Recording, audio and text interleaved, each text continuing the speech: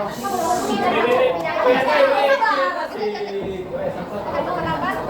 sebelum masuk ke lagi, saya mau perkenalkan diri saya dulu. Saya di sana. Saya Dr. Rizani. Saya Alfredo. Lanjut.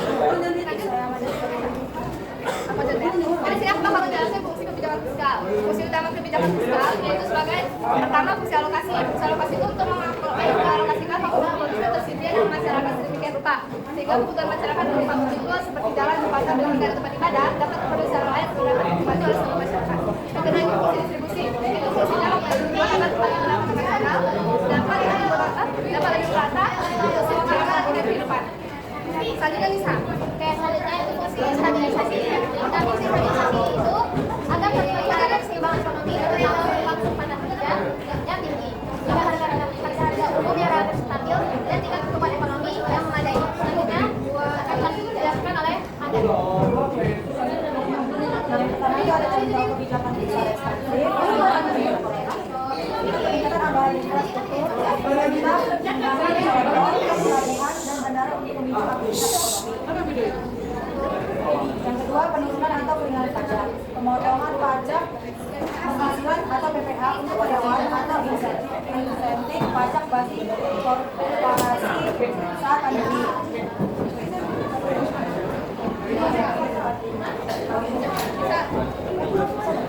Selanjutnya peningkatan subsidi, penyaluran subsidi BBM, gas, dan listrik agar harga terjangkau oleh masyarakat. Pemberian bantuan sosial atau bansos, program keluarga harapan PKH atau BLT untuk meningkatkan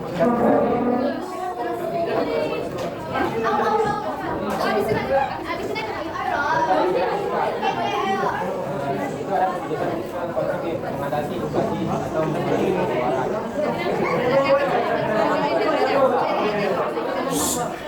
Menurunkan anggaran operasional dinas atau dan tidak mendesak.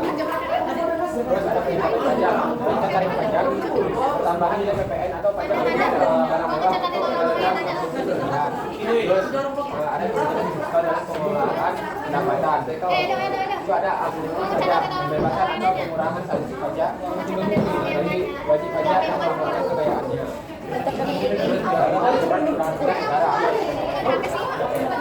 Menjual surat utang pemerintah untuk membiayai belanja negara. Lalu secara nekat kebijakan ini tujuan menjaga keseimbangan APBN, mengurangi pengangguran dan memperatakan pendapatan. Cepat. Siapa yang mau nyatat? Siapa yang mau bertanya ke kelompok 1? Ini, gang ini. Siapa nanya? Koko nanya.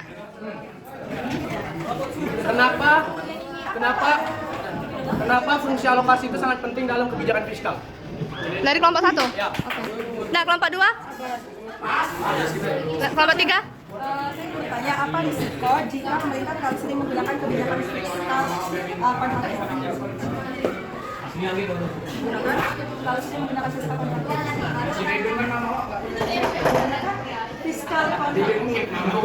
Ah ya, ini pasti kelompok 4.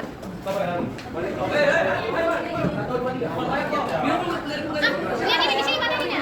Siapa nih? Nah, itu laki-laki. Sabar ya. Sini. Iya.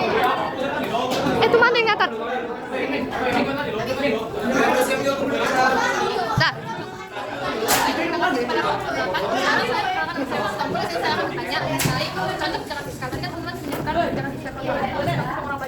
Boleh nggak dijelaskan bagaimana cara melakukan pengurangan belanja pemerintah yang lebih spesifik? Oke, kelompok 5, Radia. Ah, ini Akilas. Sini. Akil. Cepat. Kelompok berapa? 2. Kelompok berapa Akil? 2. Ngomong. Besarkan lagi suara. Ini siapa yang nanya? Koko, Desi. Ya, mulai. Bagaimana pajak Bagaimana? belanja pemerintah dalam menjalankan fungsi-fungsi kebijakan fiskal? Jelaskan secara rinci. Dalam menjalankan fungsi-fungsi kebijakan fiskal. Baru menjelaskan secara rinci. Oke, makasih ya. Radia.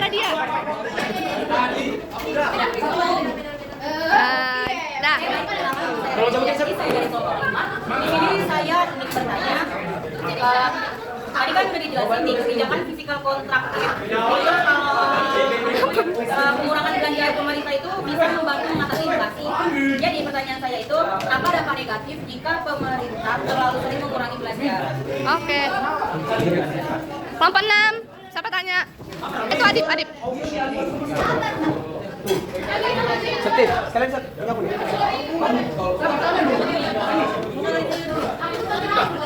Oke, saya mau nanya itu saya kan buat kebijakan fiskal kan. Tadi ada tentang pertambahan nilai PTN atau pajak barang yang harus ya, itu contohnya apa aja? Oh, contohnya aja. Oke. Terakhir kelompok 7. Penambahan Apa ketua?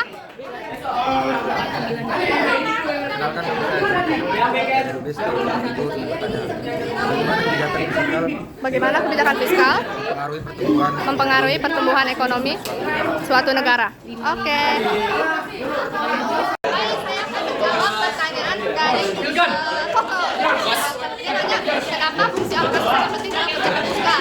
Karena tugas mengatur dan menggunakan sumber daya ekonomi agar digunakan secara efisien dan merata. Seperti itu. Oke, lanjut. Nah, nomor 2 itu dari pertanyaan si Akhilas.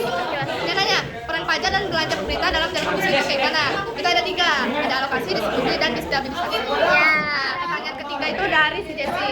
Apa risiko jika pemerintah terlalu sering menggunakan fiskal kontraktor?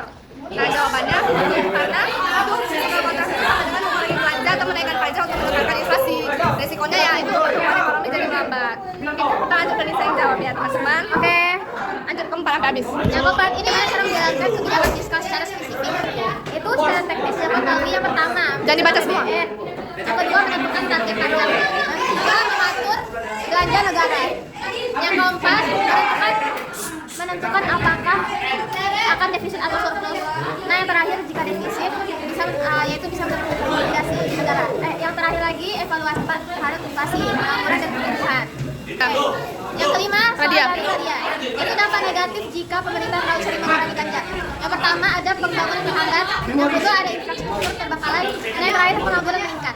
Oke lanjut. Adip. Soal dari Adip. Contoh penambahan pajak barang mewah untuk meredam konsumsi rakyat, yaitu ada mobil sport mewah kayak Ferrari, Lamborghini.